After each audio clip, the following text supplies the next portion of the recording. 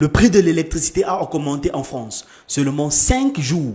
5 jours seulement après le coup d'État au Niger. Le 1er août 2023, sur ce site officiel de la République française, a été publié une chose qui m'a fait beaucoup rire. Les tarifs réglementés de l'électricité augmentent de 10% le 1er août 2023 pour les particuliers et les petites entreprises. Le gouvernement a annoncé la fin progressive du bouclier tarifaire fin 2024, début 2025.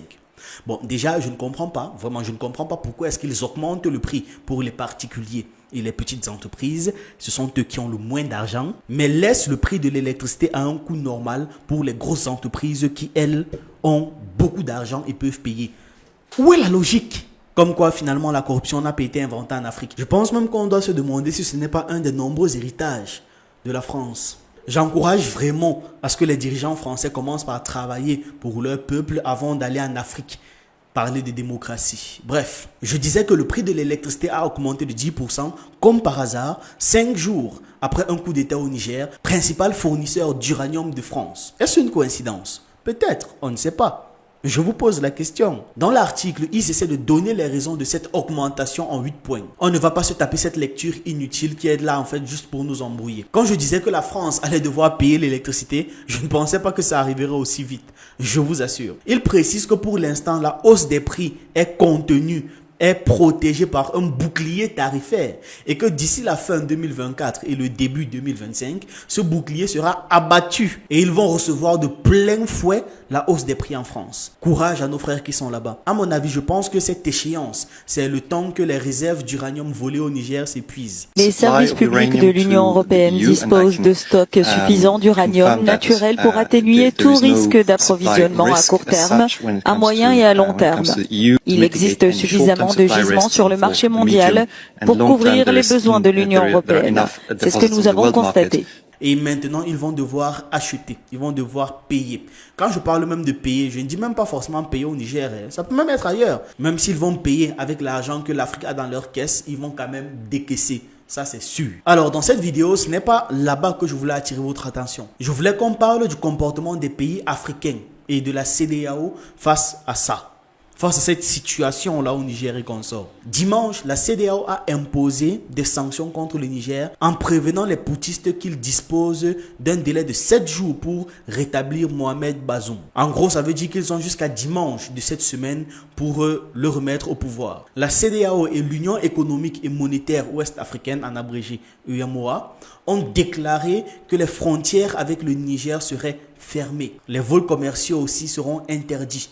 Les transactions financières interrompues, les avoirs nationaux gelés et l'aide supprimée. Ils ont aussi rajouté que les responsables militaires impliqués dans le coup d'État seront interdits de voyager et verront leur argent et leurs biens personnels gelés et saisis. Le premier ministre nigérien Mahamadou, qui était à l'étranger au moment du putsch, n'a pas pu rentrer au Niger et il a déclaré sur RFI que le Niger est un pays continental, un pays enclavé. Donc lorsqu'on dit qu'il y a embargo, fermeture des frontières terrestres, fermeture des frontières aériennes, c'est extrêmement difficile pour la population.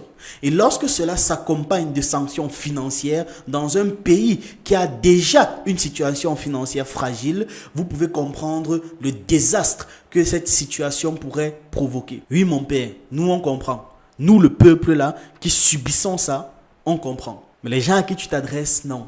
Eux, ça va. Ils sont bien, ils sont au calme. Ce ne sont pas eux qui seront affamés et mis entre deux coups de fusil. Ce ne sont pas eux qui seront obligés de fuir leur maison. Comme je dis eux, ça va. Pour ceux qui n'ont pas très bien compris la phrase, quand ils parlent d'un pays continental, en fait c'est pour dire que le Niger n'a pas accès à la mer. Donc il a besoin de passer par la terre ou par l'air pour pouvoir communiquer avec les autres pays. C'est tout simplement ça. C'est différent d'un pays comme le Cameroun par exemple, où si on fait un embargo, on a accès littéralement à l'océan Atlantique. Donc on a des options ailleurs. Si on va même tout droit comme ça, on arrive au Brésil. Au Niger, le coup d'État militaire a été condamné par les pays voisins et une grande majorité de la communauté internationale, notamment les États-Unis, les Nations Unies, l'Union africaine, l'Union européenne, ainsi que notre cher ami la France, avec qui les tensions sont de plus en plus vives depuis ce week-end. On se demande bien pourquoi. Je ne sais pas vous, mais je ne vois jamais toutes ces nations, toutes ces institutions autant promptes à réagir. Je ne les vois jamais faire ça. Ce que la Tunisie fait actuellement aux ressortissants noirs ne dérange personne. Ce que le Tchad a fait il y a quelques mois n'a dérangé personne. Mais visiblement, quand c'est un pays qui veut s'émanciper, c'est là que tout le monde joue les moralisateurs. Tout le monde se pointe pour donner un avis qu'on n'a pas demandé, dont on se fout littéralement. Et fatalement, c'est aussi là qu'on se rend compte qu'on peut faire beaucoup plus pour la sécurité en Afrique. Si seulement il y avait autant de mobilisation de la CEDEAO pour chasser les terroristes, par exemple, ce serait déjà beaucoup plus pertinent. Lors d'un double sommet extraordinaire de la CEDEAO et de l'UMOA tenu au Nigeria le 30 juillet 2023 sur la situation du changement du pouvoir au Niger, des sanctions illégales, illégitimes et littéralement inhumaines ont été prises à l'encontre du peuple souverain du Niger sans aucun discernement ni respect des textes communautaires en vigueur. Il s'agit des textes de la CEDEAO. Quand c'est pour remettre au pouvoir un inféodé de la France, on fait des sommets extraordinaires. Quand c'est pour la mort de nos frères partout sur le continent, on est trop occupé. Voici la liste des sanctions qu'ils ont fait au Niger. 1. Fermeture des frontières aériennes et terrestres entre le Niger et les pays membres de l'UMOA. 2. Interdiction de survol de l'espace aérien pour tout aéronef en provenance ou en destination du Niger. 3. Suspension de toutes les transactions commerciales et financières entre les pays de l'UMOA et le Niger, y compris celles impliquant les produits pétroliers, l'électricité et les biens et services. 4. Suspension de toutes les transactions financières entre les pays de l'UMOA et le Niger. 5. Gel des avoirs financiers et monétaires de l'État du Niger à la BCEAO et dans les banques commerciales des pays de l'UMOA. 6. Gel des avoirs financiers et monétaires des entreprises publiques et parapubliques du Niger et de la BCEAO et dans les banques commerciales des pays de l'UMOA. 7. Suspension des opérations financières entre les banques du Niger et les banques installées dans les autres pays de l'UMOA. 8. Suspension de toute assistance et transactions financières en faveur du Niger par les institutions de financement de l'UMOA, en particulier la BOAD. 9. Interdiction de voyager pour les auteurs de la tentative de coup d'État, gel de leurs avoirs financiers et confiscation de leur patrimoine. 10. Application de l'interdiction de voyage, du gel des avoirs et de la confiscation des biens à toutes les personnes civiles ou militaires participant à des institutions ou organes de gouvernement constitués par les militaires dans le coup de force, ainsi qu'à leurs familles qui seront également interdites de séjour dans les pays de l'espace UMOA. 11. Les chefs d'État et de gouvernement de la CEDEAO ont réaffirmé que leur seul et unique chef d'État du Niger est le président Mohamed Bazoum et que seuls les actes officiels émanant de lui et de ses représentants seront reconnus par la CEDEAO. 12. Des conséquences graves sont prévues en cas d'atteinte à son intégrité physique. 13. Une semaine a été donnée pour libérer et réinstaller le président Bazoum, faute de quoi toutes les options, y compris une intervention militaire, seront envisagées. 14. Une réunion d'urgence des chefs d'état-major et de la CEDEAO a été convoquée pour faire face à la situation. 15. Le chef d'État du Tchad a été désigné médiateur de la CEDEAO au Niger, alors qu'il ne fait même pas partie de la CEDEAO. Voici la liste des pays de la CEDEAO. Est-ce que vous voyez le Tchad là-dedans? Le simple fait d'avoir accepté que le général Idriss Déby soit au sommet extraordinaire de la CEDEAO prouve que la CEDEAO n'a aucun respect de ses propres textes. Le général Déby, Idriss Déby, là, lui-même, il a pris le pouvoir suite à un coup d'État sanglant. Mais lui, on ne lui parle pas. D'ailleurs, l'Union africaine n'a même pas bronché là-dessus. Ou alors, c'est peut-être parce que c'est la France qui voulait de ce coup d'État au Tchad, mais il ne voulait pas de ce coup d'État au Niger. Vous pensez là maintenant que si c'est un patriote qui prend le Tchad, une personne qui veut affranchir le Tchad, il n'y aura pas de discours similaire, exactement comme avec le Niger actuellement. Je n'ai jamais vu une telle mobilisation pour aider un pays africain, pour aider un autre pays africain. On fait seulement ce genre de sanctions quand il faut nuire, quand il faut déranger, quand il faut embêter. Les sanctions prises par la CEDEAO là sont profondément inhumaines parce qu'elles vont tuer des milliers de personnes si elles sont appliquées. La CEDEAO et l'UMOA sont des entités entre les mains des dirigeants des puissances occidentales en fait. Les statuts de l'UMOA n'autorisent pas de bloquer l'argent d'un État, d'une institution publique ou privée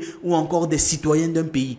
Il n'y a pas ça dans les statuts de l'UMOA. Toujours selon les statuts de l'UMOA et de la CEDEAO, il n'est pas mentionné la possibilité de faire la fermeture des frontières et la confiscation des biens des autorités politiques ou des citoyens. Ce n'est pas marqué là-bas, il n'y a pas marqué ça. Les biens des entreprises publiques, les biens des entreprises parapubliques ou encore les biens des entreprises privées ne peuvent pas faire l'objet de gel pour quelconque raison que ce soit. Le fait de ne pas reconnaître les autorités issues d'un coup d'État ne donne pas le droit d'ignorer leur signature sur le document officiel. On est bien d'accord là-dessus. D'ailleurs, la France, l'Union européenne et la CEDEAO ont toujours reconnu les autorités légitimes issues des changements anticonstitutionnels, comme au Tchad par exemple. On sait comment celui-ci est arrivé au pouvoir. Le Mali, le Burkina Faso ou encore la Guinée-Conakry. Ils n'ont pas de problème à travailler avec ceux-là. Certes, ils ont eu des problèmes parce que toujours hors de la France, mais ils font toujours partie de la CEDEAO, il me semble. Le pire dans tout ça, c'est que ce sont plutôt certains pays membres de l'UMOA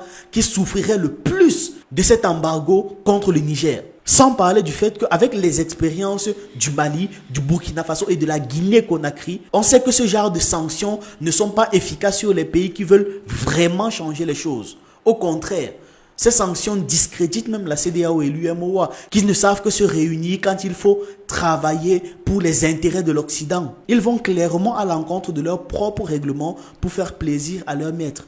Quelle honte! Ce qui est le problème, c'est de voir des chefs d'État africains qui n'apportent rien à ces peuples qui se battent, mais qui chantent la même chose que les impérialistes en nous traitant de milices, en nous traitant donc d'hommes qui ne respectent pas les droits de l'homme. De quels droits de l'homme parle-t-on? Nous nous offusquons contre cela et c'est honteux. Il faut que nous, chefs d'État africains, nous arrêtons de nous comporter donc en marionnettes qui dansent à chaque fois que les impérialistes tirent sur les ficelles. Les interventions des armées étrangères au Niger auront de très lourdes conséquences si jamais ça arrive. On ne voit peut-être pas tout le tableau, mais dites-vous que les forces armées nigériennes ne sont pas les seules. Ce ne sont pas les seuls qui vont être mis au combat là-bas. Si la situation dégénère en conflit armé, d'autres pays voisins et certaines puissances mondiales risquent de s'inviter dans le conflit, ce qui pourrait créer une guerre de longue durée. Et ça, les gens ne le voient pas. Ça, ce sont les trucs qu'on ne nous dit pas. Prenons un cas de figure. Si la France arme les gars qui vont aller contre le Niger, la Russie va armer les gens qui vont protéger le Niger. Après, si la France décide d'intervenir, la Russie va intervenir.